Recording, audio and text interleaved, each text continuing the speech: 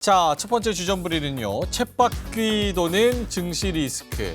사실 우크라이나 러시아 전쟁이 나면서 물가가 치솟고 금리 인상을 급격하게 했고 다시 전쟁이 났지만 이제는 전쟁이 나서 금리를 더 못 올리겠다라는 연준 위원들의 말이 있었습니다. 뭐가 뭔지 어디다 갖다 붙이는지 저는 모르겠지만 어쨌든 나온 얘기로는 그렇습니다. 근데 오히려 이렇게 이스라엘하고 하마스 전쟁 얘기가 나오면서 더 이상 금리 인상하다가는 이게 리세션을 맞을 수도 있다, 위험할 수도 있다 이런 분위기의 얘기가 나오면서 지금 페드워치에서 11월에 FOMC에서 금리 인상을 할 확률은 10% 초반대, 11.5%로 낮아져 있는 그런 상황입니다. 국채 금리도 많이 낮아졌고요. 걱정하던 유가도 90달러 언더로 지금 내려와 있는 그런 상황입니다. 여기에 고용 보고서도 주말 동안에 미국에서 잘 나왔고, 그러니까 이대로만 가면은 소프트 랜딩 쪽으로 잘 안착할 수 있지 않을까? 이런 기대감이 있는데, 자 그러면 요거 한번 여쭤볼게요. 제가 앞에서 쭉 이렇게 이야기를 한 것은 여러 가지 우리가 걱정하던 조건들이 많이 좀 해결이 되는 국면으로 진입을 하고 있다. 대외적인 변수들은. 그렇게 본다면 12월을 넘어서 뭐 설날에 까치랠리까지 봤을 때는 좀 긍정적으로 지금 터널의 끝이다. 긍정적으로 생각할 수 있지 않나? 자, 그러면 좀 몇 달 뒤를 봤을 때 지금부터 이제 반등의 시작이다. 터널의 끝이다. 라고 생각하시면 O. 아니다, 지켜볼게. 아직도 변수가 너무 많다. X. 하나, 둘, 셋. 들어주시죠. 그러면 오, 두 분 다 X예요? 네 지켜볼게 많다? 많죠. 그럼요, 많죠.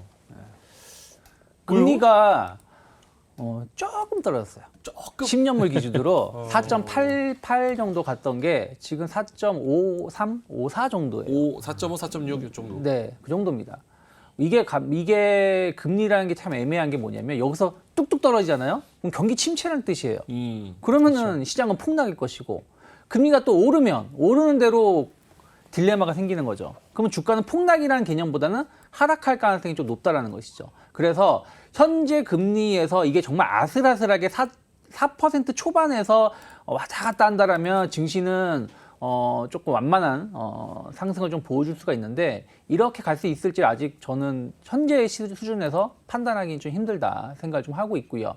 그리고 아까 말씀드린 대로 지금 리스크가 좀 완화된 것이지 해결된 건 아닙니다. 해결된 건 아니고 약간 이제 낙폭 과대에 따른 미국 증시도 단기적으로 많이 하락했었고 지금 반등을 주면서 되돌림이 좀 강하게 나왔는데 아까 말씀드린 것처럼 저희도 8월 중순까지 좀 다른 나라보다 더 많은 조정이 나오고 그게 뭐 큰 문제가 없다 보니까 강하게 반등이 나왔지만 그 다음에 조정이 나올 때 크게 나왔거든요. 그럼 미국 증시가 딱 그때 상황이라면 지금의 반등을 가지고 올 연말까지 혹은 내년 상반기까지 긍정적으로 보기에는 너무 이르지 않을까. 최소 제가 아까 말씀드린 대로 10월 말까지는 조금 큰 악재가 없다라면 완만한 흐름을 보여주겠지만 FOMC 결과를 좀 봤으면 좋겠어요. FOMC 이후에 시장에서 어떻게 해석하는지 지금 금리 동결은 당연할 거라 평가를 받고 있는데 이 금리 동결 자체에 대해서 어떻게 평가를 하면서 시장이 환호를 한다면 당연히 말씀하신 것처럼 연말 랠리까지도 가능하겠지만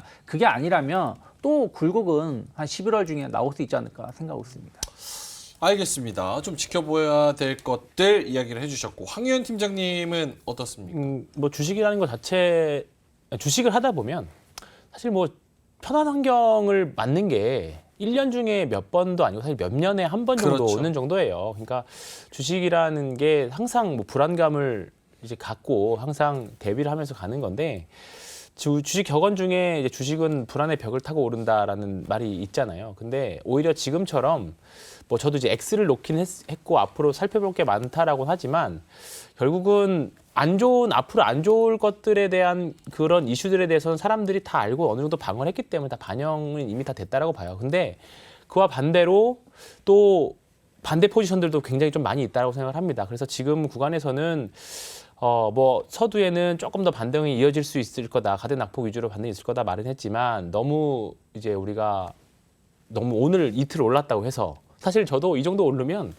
사실 자신감이 다시 또 올라오죠. 주식으로 다시 돈 벌어보자, 만회해보자라는 건 하는데 사실 하나하나 또 객관적인 지표들을 까보면 아직도 해결할 산들이 많이 있습니다. 그리고 한국 증시는 12월 뭐 10월 달에 좀 과하게 빠지면 11월은 좀 반등장 나오지만 결국 또 12월 가면 또 매수세가 또 안 붙거든요. 그러니까 오늘도 되게 어제 센 반등이 나왔지만 과거에 거래대금 20조 넘었을 때랑 다르게 오늘도 결국 15조, 16조 정도밖에 안 됐어요. 이 정도 올랐지만. 그러니까 결국은 거래대금이 없다라는 거는 매수세가 없다라는 거와 똑같은 말이거든요. 그러니까 매도세가 없는 게 아니라 매수세가 없는 겁니다. 그렇기 때문에 지금 당장은 너무 큰 이제 전략보다는 또는 큰 배팅보다는 조금 이제 종목에 따라서 이제 좀 모멘텀 플레이나 이제 다음 주 실적장 들어가면 실적에 따른 플레이들을 하는 게 당분간은 맞다라고 생각을 합니다. 작년에도 10월 달에 급락 이후에 11월은 반등했지만 결국엔 또 산타 크리스마스 때까지는 또 질질 흘러내려가는 그런 모습들이 좀 있었거든요.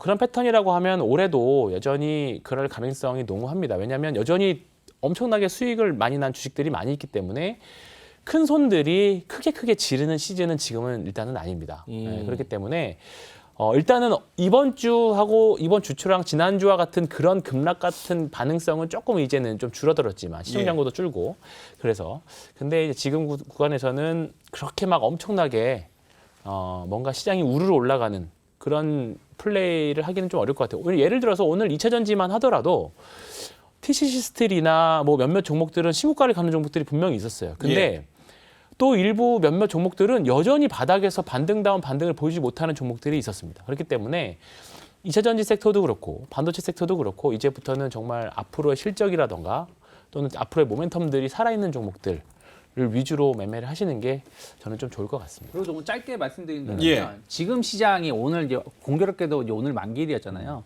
지난달 만기 흐름을 보시면 금융 투자자가 한 3일 동안 혹은 뭐 목금해가지고 2조 원 가까이 주식을 샀습니다. 외국인은 전혀 사지 않았어요. 증시는 엄청나게 불을 뿜었습니다만은 지금도 마찬가지예요.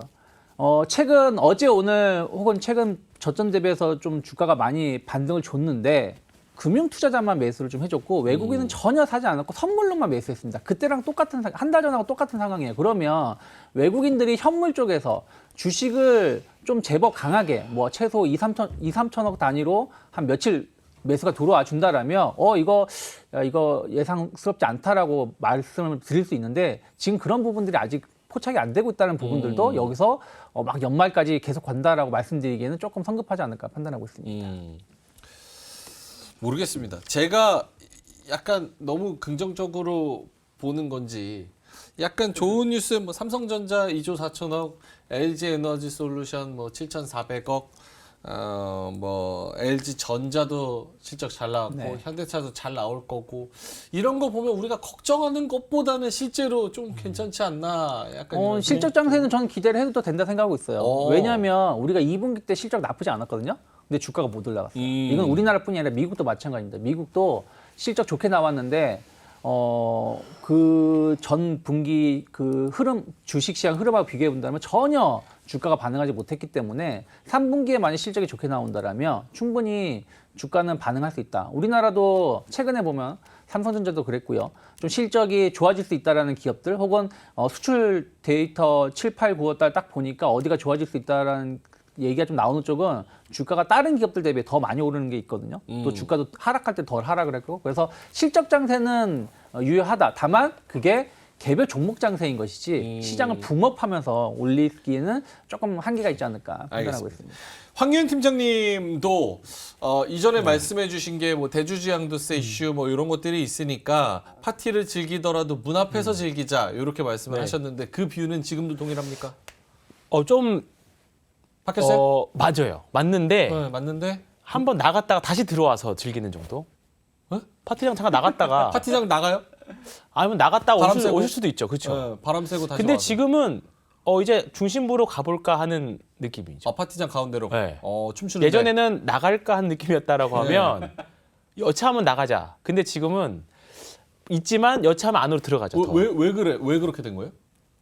이번 주에 저는 결국은 우리나라 주식시장, 특히 한국 시장에서는 수급 특히 이런 쏠림 현상들이 저는 굉장히 강렬하다고 저는 봐요. 이게 한국 시장의 우리나라 K 주식시장의 정말 특징이라면 특징이에요.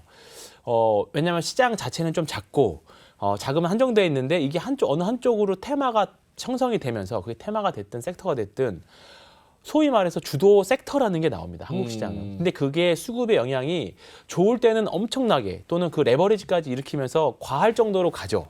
근데 그 후폭풍들이 이제 밀려 내려올 때는 또 이번 주와 같은 사태들이 또 항상 겪는 문제들이에요. 근데 대조지 양도소득세가 이제 내년 말에 또 다시 결정이 되긴 하겠습니다만 그게 해결이 될 때까지, 그러니까 올해까지는 또 이런 부분들이 계속 그 작용을 할 거거든요. 그러면 반대로 생각을 해보면 가장 안 좋은 시점은 하반기고 좋은 시점은 상반기가 될 수밖에 없습니다. 우리나라는 항상 뭐 전 세계적으로 뭐 영향을 좀 받을 수 있긴 하겠지만 상고하저의 구조적인 양상을 띌 수밖에 없어요. 상고하저. 네. 그냥 정해놓고 가는데 수익률 차이가 좀 나는 거죠. 그래서 상반기에 벌고 하반기에는 지키는 전략들을 짜야 되는데 네.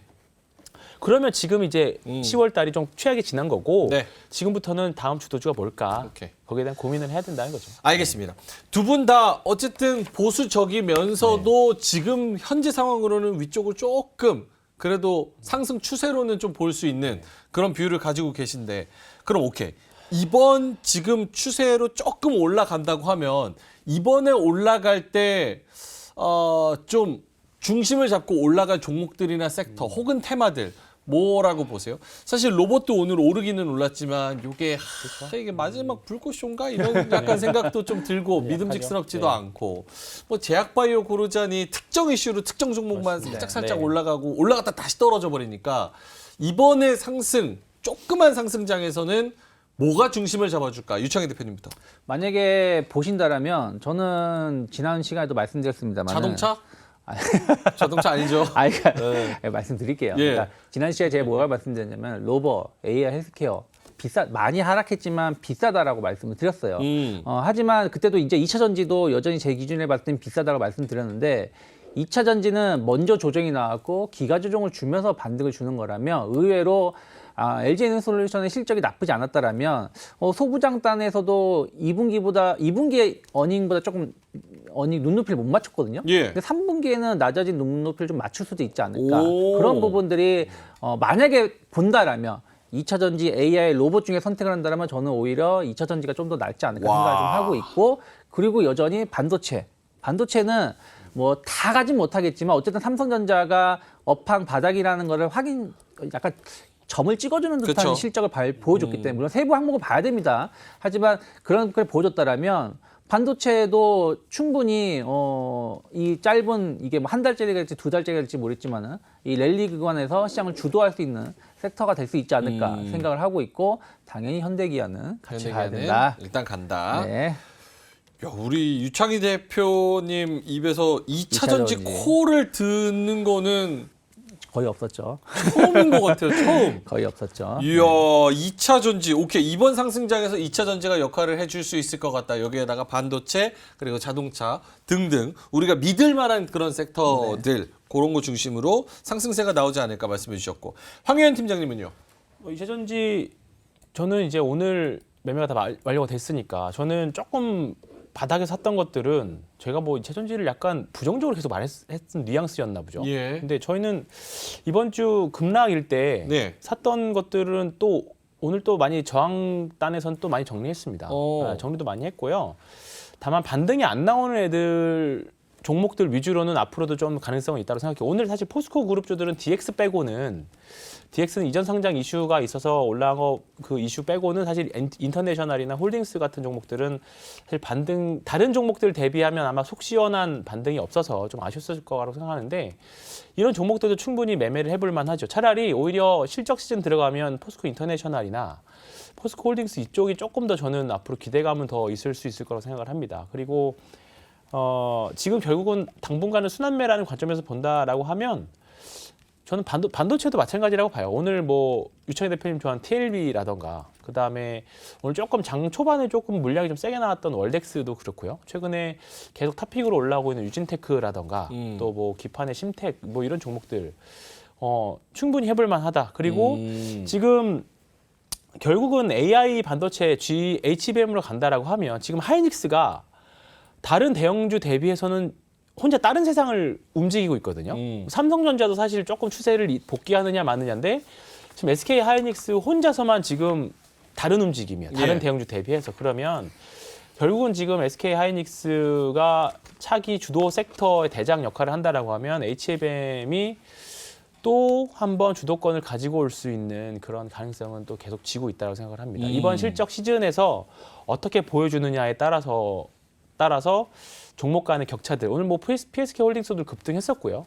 다른 종목들도 한미반도체도 그렇고 그런 약간 힌트들을 좀 줬기 때문에 내일은 조금 뭐 오늘 급등했기 때문에 오늘 만기일 영향도 있어서 좀 조정이 나올 수 있긴 합니다만 종목에 따라서는 충분히 해볼 만한 종목이 있을 것 같고 그리고 뭐 제약바이오 계속 결국 세 가지 섹터인 것 같아요. 이차전지, 반도체, 제약바이오인데 그럼 이거 이외에 예를 들어서 다른 주나 주도 섹터가 나올 수 있는 환경이냐? 사실 그런 거를 예비하고 가기에는 너무 좀 이른 것 같습니다. 너무 이른 것 같아요. 그러니까 지금 뭐 방산도 사실 한번 크게 올랐다가 지금 엄청 쉬고 있는 자리이기도 하고 사실 전쟁 이슈가 있으면 충분히 모멘텀으로 오를 법한데 사실 그런 움직임을 보여주지 않았고 그거 외에는 지금 새로운 섹터 예를 들어서 메타버스와 관련 이슈나 예. 로봇과 관련 이슈가 뭐 그런 류의 또 다른 뭔가 나오기에는 아직은 조금 이른 것 같아요. 결국은 세 가지 섹터 내에서 예.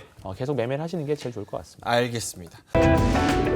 이로운 경제 채널 EBC